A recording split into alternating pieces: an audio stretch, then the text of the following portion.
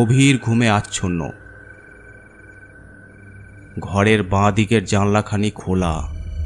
একটা কালো ছায়া ঘরের ভিতরে ঢুকে ওদের দুজনের শুয়ে থাকা খাটের নিচে চলে যায়।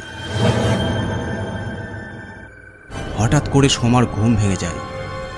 কিসের আওয়াজ হলো যেন ওর মনে হলো ও যেখানে শুয়ে আছে ঠিক তার খাটের নিচে কেউ আছে। চাপা একটা হাসির আওয়াজ ভেসে আসে। ধীরে ধীরে খাট থেকে নামে সোমা। নিচু হয়ে খাটের নিচে দেখার চেষ্টা করে। পেটের উপরে চাপ পড়াতে বেশ কষ্ট হচ্ছে ওর। অন্ধকার থাকার দরুন খাটের নিচে কিছুই দেখা যাচ্ছে না,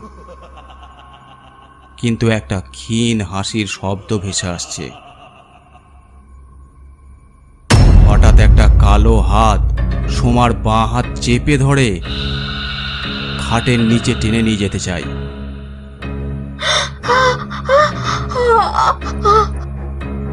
হাতে ধারালো নখের দাগ।